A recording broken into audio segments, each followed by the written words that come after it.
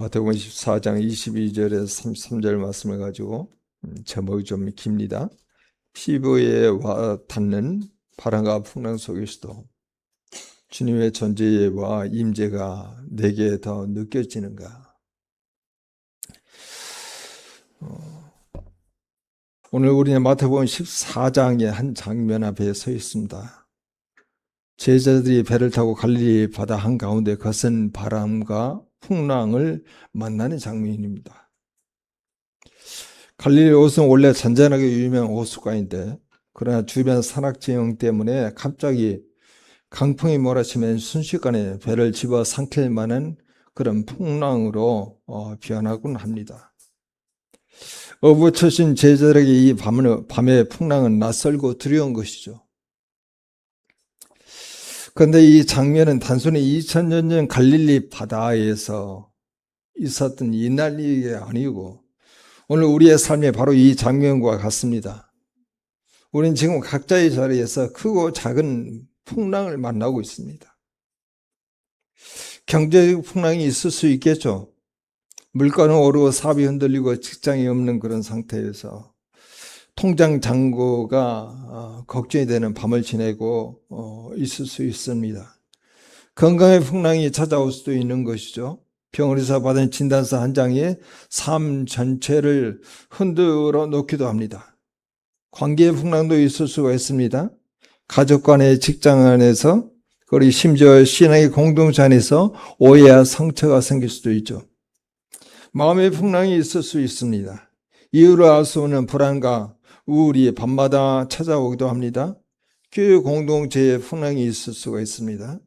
또 이 시대의 혼란이라고 하는 풍랑이 찾아오기도 하죠.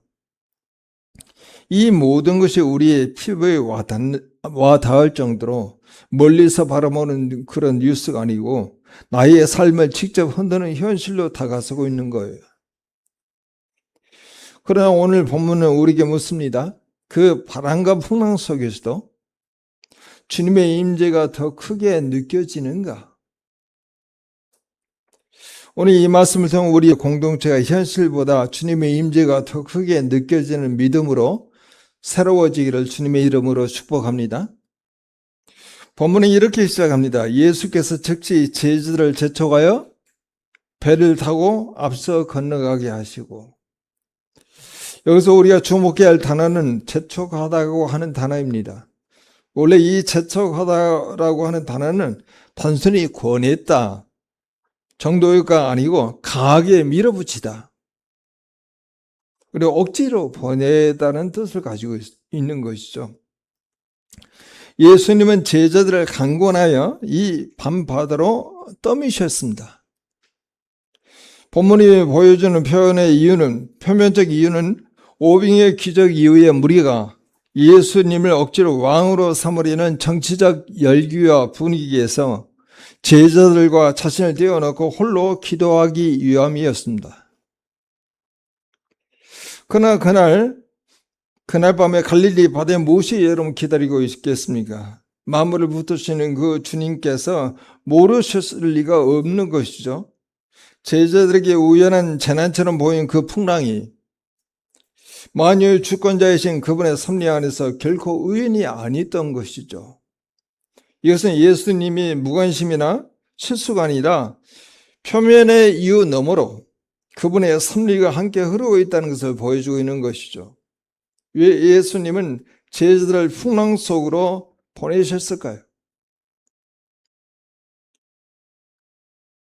믿음은 평안한 날에 자라지 않습니다.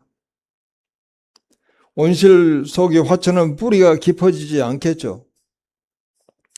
믿음은 바람이 불고 배가 흔들리고 밤이 깊어지는 자리에서 자라게 됩니다.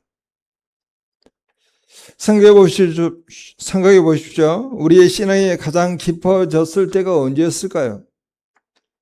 모든 것이 순조로웠을 때였을까요? 아니면 정말 견디기 힘든 풍랑 한가운데였습니까? 대부분의 성도들이 고백합니다. 가장 힘들었던 그 밤에 저는 하나님을 가장 깊이 만났습니다. 예수님은 제자들이 풍랑 속에서 자신의 믿음을 점검하고 주님의 임재를 새롭게 경험하도록 일부러 그 자리를 보내셨던 거예요. 평안한 날에는 주님의 임재가 오히려 희미하게 느껴질 수 있습니다. 모든 것이 내 손에 있다고 착각하기 때문이죠. 그러나 풍랑 속에서는 내 힘으로 아무것도 할 수가 없다는 것을 절감할 때 주님의 임재가 더 선명하게, 더 가까이, 더 강하게 느껴지는 겁니다. 저는 교회 성도 여러분, 혹시 지금 풍랑 속에 계십니까? 밤이 깊고 파도가 높아 두려운 시간을 지나고 있습니까? 그렇다면 그것이 주님이 여러분을 버린 것이 아니고 여러분을 더 깊은 임재로 초대하는 자리가 되는 것입니다. 오늘 이 말씀이 여러분에게 위로가 되기를 바랍니다. 무리를 보내신 후에 기도하러 따로 산에 올라가시더라. 예수님은 제자들을 풍랑 속으로 보내시고 자신은 기도하러 산으로 올라가셨습니다. 여기서 우리는 매우 중요한 신학적 메시지를 하나 발견할 수가 있는데, 예수님은 제자들을 방치하는 게 아니고 중보하러 가시기 위해서 홀로 깊은 밤에 산으로 들어가셨다는 거예요. 이 장면은 바로 앞에서 오병이의 기적이 있었습니다. 요한복음은 그 사건에 이어 군중들이 예수님을 억지로 왕으로 세우시려고 하는 그런 분위기였다고 말하고 있습니다. 예수님은 그들의 잘못된 열정과 정치적 기대를 피하시고 하나님과 깊은 교제를 위해서 산으로 올라가셨습니다. 그러나 그 기도는 단순한 개인적 묵상이 아니었던 것이죠. 성경은 예수님의 기도가 언제나 구체적인 사람들 그리고 구체적인 상황을 향한 것들이었음을 보여줍니다. 지금 바다 한가운데서 풍랑과 씨름하고 있는 제자들, 바로 그들을 위한 중보 기도였습니다. 그러므로 자기를 힘입어 하나님께 나아가는 자들을 온전히 구원하실 수 있으니 이는 그가 항상 살아서 그들을 위하여 간구하심이라. 기도. 산에 올라가서 하나님의 마음으로 제자들을 위해서 중보기도하고 계셨던 거예요.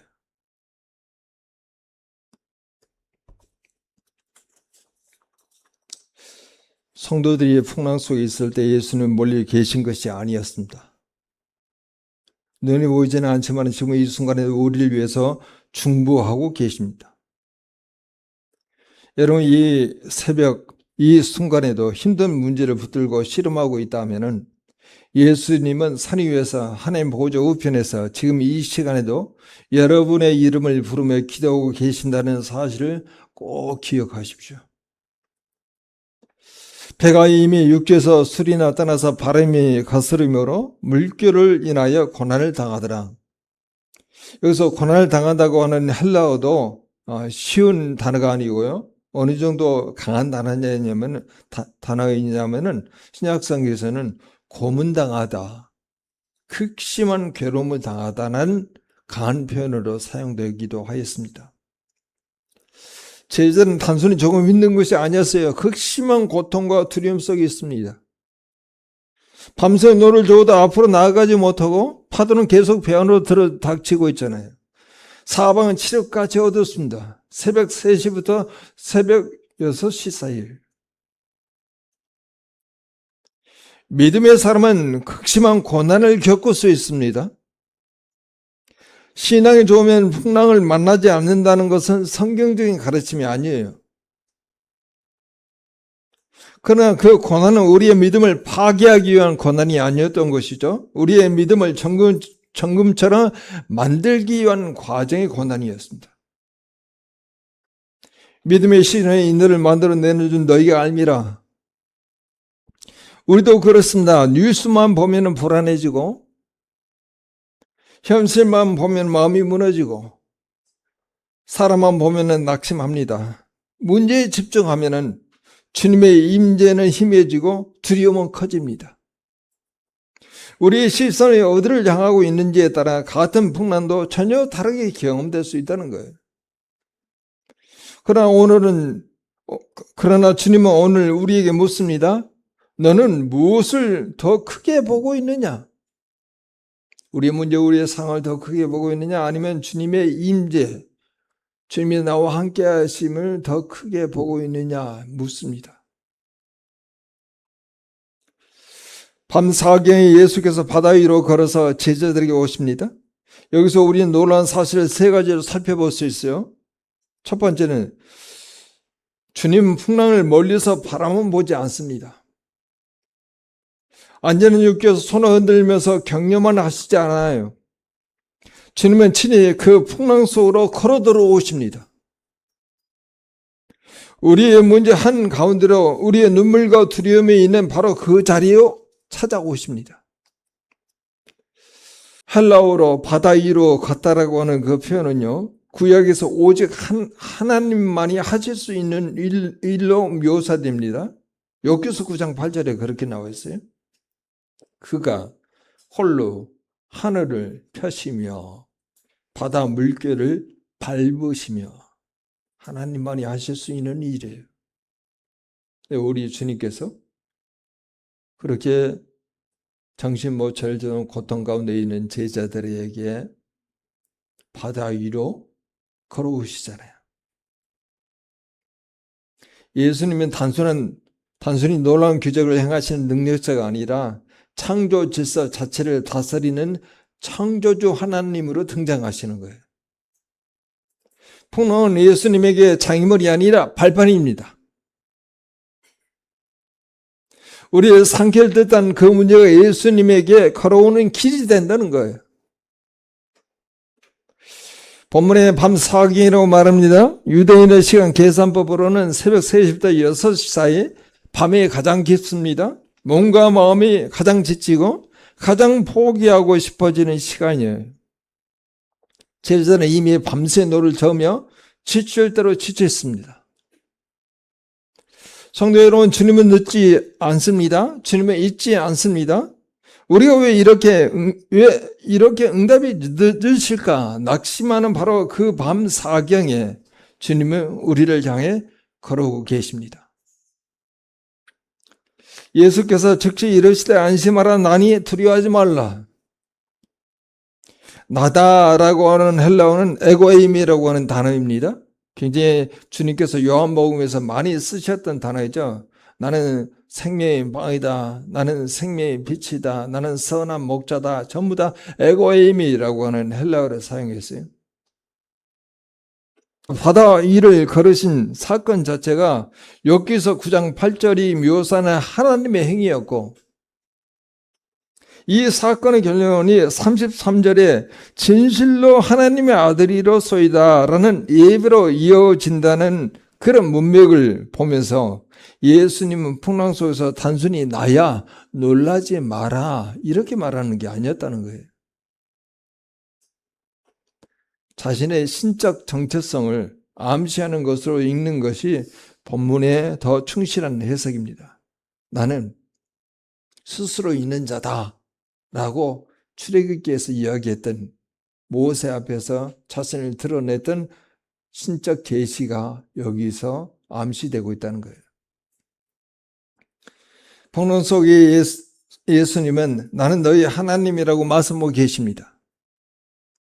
이것은 단지 위로의 말이 아니라 존재론적 선언이에요. 우리에게도 지금 이야기합니다. 하나님이 멀리 계신 게 아니에요. 하나님께서 우리의 상황과 우리의 문제를 멀리서 바라보고 안심하라 이렇게 말하지 않고 존재론적으로 내 옆에 계시면서, 내 안에 계시면서, 내 위에 계시면서 내가 하나님이야, 그렇게 말씀하고 계시는 거예요. 말씀을 읽을 때, 말씀을 들을 때, 말씀을 붙들 때 주님의 임재가 느껴집니다. 우리가 풍랑 속에서 가장 먼저 해야 할 일은 감정을 다스리려고 애쓰는 것이 아니라 말씀을 붙드는 거예요. 안심하니 나니 두려워하지 말라. 이 한마디 말씀이 오늘 여러분의 풍랑 속에서도 동일하게 선포되기를 바랍니다. 베드로는 주님께 말합니다. 주여, 만일 주님이시거든 나를 명하사 물 위로 오라 하소서. 예수는 짧게 말씀하십니다. 오라. 베드로는 배에서 내려서 실제로 물 위를 걷습니다. 그러나 바람을 보자 두려워하며 빠지기 시작합니다. 믿음은 현실을 무시하는 게 아닙니다. 주님을 보고 걷는 것이죠. 베드로는 이 발음이 없다고 부인한 것도 아니었습니다. 믿음은 현실보다 주님을 더 크게 보는 것이 믿음이에요. 바람이 여전히 불고 있었습니다. 베드로의 시선이 예수님께 고정되어 있는 동안에는 그 바람이 그를 삼키지 못했습니다. 우리도 여러분 그렇습니다. 현실을 보고 빠지면 주님을 보면 걷습니다.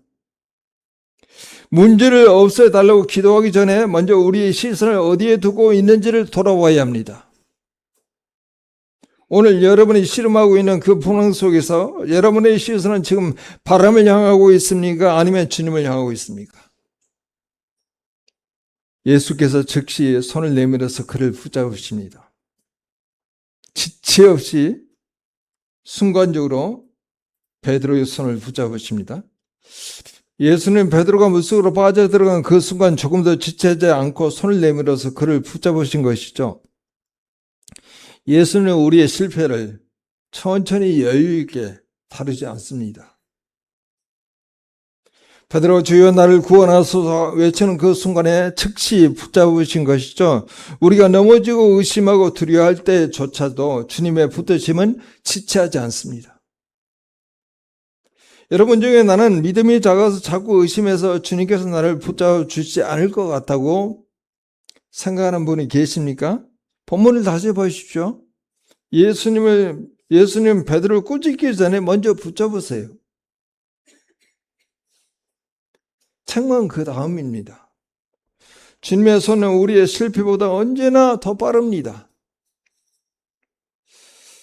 배 있는 사람들이 예수께 사람에 이르되 진실로 하나님의 아들이 이로소이다 그렇게 말하죠. 풍랑이 잔잔해지자 제자는 예비합니다. 놀라운 것은 이들이 이미 여러 차례 예수님의 기적을 목격했던 사람들이죠. 오병이의 기적도 이미 다 경험을 했었고 이제 얼마 지나지 않아서 이 풍랑도 잔잔해지는 그런 기적도 경험하게 되었는데 오늘 유독 이 풍랑의 밤을 지난 후에 진실로 하나님의 아들이로소이다 라고 하는 온전한 신앙 고백이 터져 나온 거예요. 풍랑은 제자들의 믿음을 무너뜨린 게 아니었습니다. 예수님의 정체를 더 깊이 깨닫게 한 자리였어요. 풍랑이 없었다면 이토록 분명한 고백도 없었습니다. 풍랑이 없었다면 진정한 예배가 이루어지지 않는 거죠. 말씀과 기도로 주님의 임재를 깊이 경험할 때 예배가 살아납니다. 공동체가 살아납니다. 성도들이 회복됩니다. 우리가 만나는 풍랑들, 크고 작은 어려움들이 결국 우리를 더 깊은 예배자로 세워가는 하나님의 도우임을 기억하셔야 합니다. 오늘 말씀은 우리에게 묻습니다. 너는 무엇을 더 크고 느끼고 있느냐? 바람입니까? 풍랑입니까? 현실입니까? 두려움입니까? 아니면 주님의 임재입니까?